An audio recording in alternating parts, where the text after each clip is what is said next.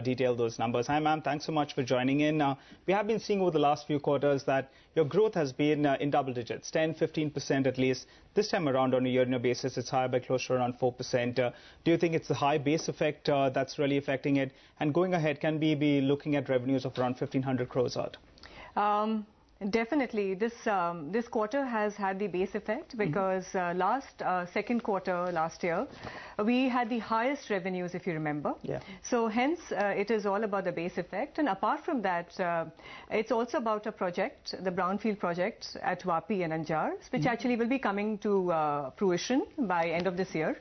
So we will see that impact also coming in. So we'll see the momentum again happening in the whole aspect. But I just want to again reinstate that this quarter actually has been the highest so far for us.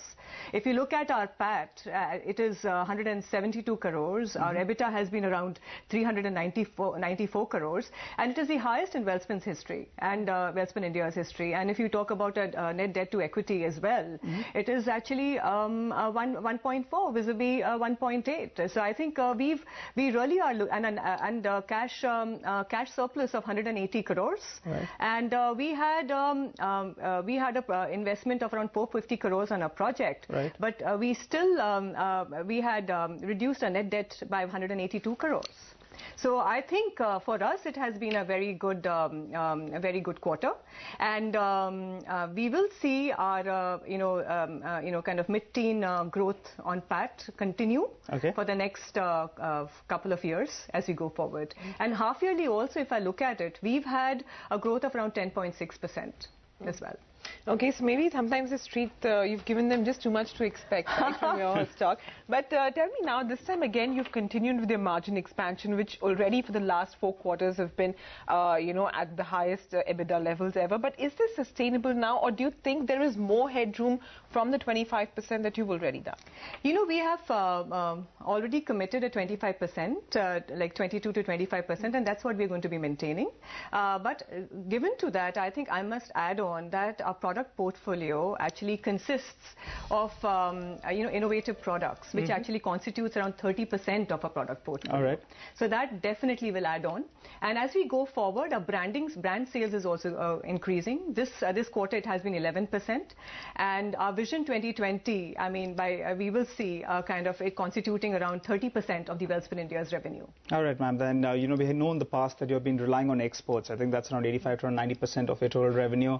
Big brand ambassador being signed on in the last quarter, I think. So are you looking to change that ratio from around to around 80-20, or do you look to maintain it at around 80-10, 90-10? And also for this quarter, what was the breakup? Actually, this year we will see our definitely our export sales to be around at 95%, our retail sales and our brand sales to be around 5% of the complete revenue. But as we go forward, we actually are growing on a basis of around 40% year on year on our brand sales. So as we go forward, that actually generally will increase faster, and by 2020, that's our target to make it around 25 to 30%.